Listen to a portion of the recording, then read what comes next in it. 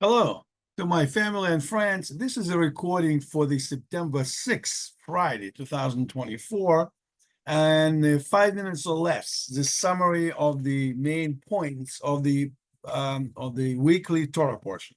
This is the Torah, and we're now in the fifth book of Moses, Deuteronomy, Devarim, Torah Zakonia in Russian, and I'm going to do it in Russian too, and it's parsha Shoftim, judges. Sudi, judges. Judges and officers shall you appoint in all your cities, which Hashem your God gives you for your tribes, and they shall judge the people with righteous judgments. So, how do you decide things in the society? In the Jewish society, Torah tells us you have to have judges. Now, remember in the parsha Yitro, that was in Exodus, when Yitro, Moses' father-in-law, came and told him that you have to set up the system. And Moses came and selected people of faith, people of value, people of respect, and from every tribe. He created essentially a Sanhedrin that will help guide the affairs of the state. For 40 years in the desert, this nation, the 3 million people, the 3 million Jews in the desert were shaped into a society. So when they finally entered Canaan, which is now Israel, the society was already pretty much formed. So they didn't waste it 40 years just wandering around. They were working. So how does it relate 3,300 years ago to today? In Israel today, we have a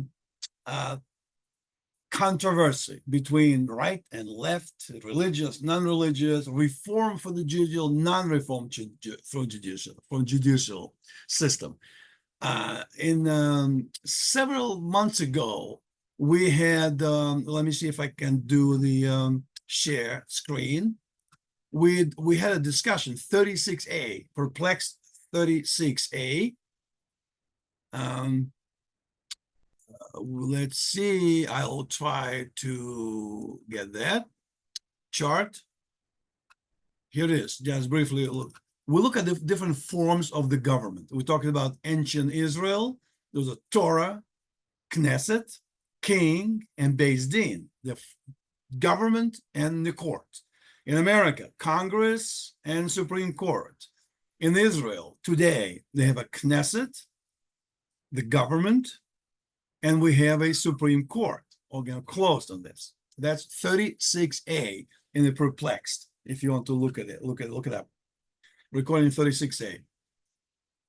So if I stop share that,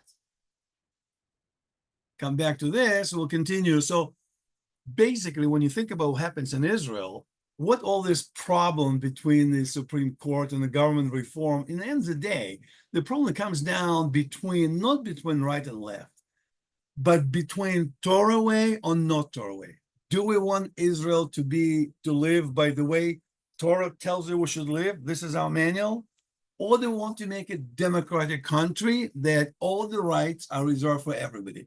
If you're Jewish, Arab, Christian, Muslim, Filipino, Russian, Polish, it's just a country like any other country. Well, if we take that position, which the Supreme Court of Israel currently takes, then Israel becomes non-religious country. And right now, it's not governed by the Torah. It's governed by the civil government, essentially. There are many religious people in the government, but fundamentally, it doesn't go by the rule of Torah. It has a lot of input from the Torah because a lot of religious content in Israel today, but it's not going by the way Torah was in the days of King David, for example. There was a king, there was Sanhedrin, Supreme Court, and the king was very nice, very good, very observant. Later on, unfortunately, fell apart. But initial King Saul, King David, and King Solomon, they maintained what Torah pretty much, with some exceptions and issues, pretty much held the country towards the rule of the law of the Torah. So today, ultimately, if Supreme Court in Israel rules on something, well, you can rule anything you want, but who's going to enforce it? If the government, Netanyahu, somebody says this is what we should do, who's going to enforce it? In the end of the day, the enforcers are the army and police.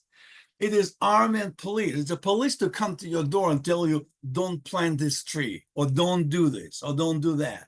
its army goes to war or not goes to war. And Israel today, the bulk of the army actually goes by the government, so to speak. It goes pretty much, even though the most of the army is not religious, but they pretty much express the postulates of the Torah, believe it or not.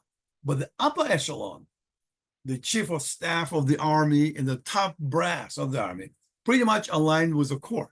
They are, politically speaking, to the left. Maybe not to extreme left, but quite to the left. The government overall, Netanyahu, Smotrich, other one overall, tend to be more from a center to the right. It's a more right government, and Supreme Court to the left. So whichever position court or the government will take, army and police will have to reinforce. And as long as today army and police tend to bias to the left, they basically agree that the Supreme Court, which doesn't go by the Constitution or by Torah, they just make up what they will feel is right and proper. I'm the judge on the Supreme Court, so I can do what I think is right. There's no Constitution. There's a Declaration of Independence, yes. There's a Torah, but that is not what Supreme Court of Israel today goes by. And because of that, the consequences are what they are. So when we say entire upper echelon of the army should resign, Supreme Court resign after what happened October 7th, well, let's say even they resign.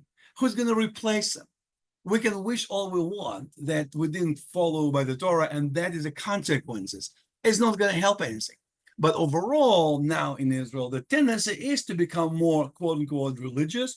People asking, what is the standard? How do we decide that? So all of a sudden, Torah is beginning to come up on the front. In 1948, Golda Meir, Ben Gurion, they were very nice people, but basically secular, and they didn't set in action the religious laws. And when we say religious, it's not like secular will be afraid. If you give religious power, they'll put paranjas, the covering on women's heads, and we all have to see them pray 24 hours a day.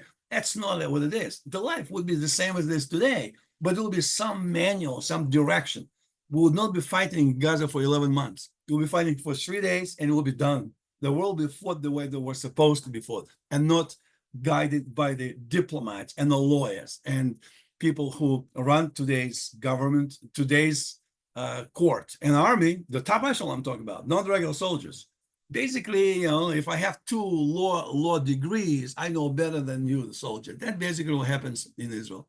That, in the end of the day, what the Torah 3,300 years ago, when it says you appoint the judges, and it said the system, and it said the police and army, and the ultimate guidance for all of them will be Torah. Today, we don't have that, and here's circumstances. Hopefully, it will change. So Shabbat Shalom. That's a little 5 minutes recording for your enjoyment, for your Shabbat table discussion.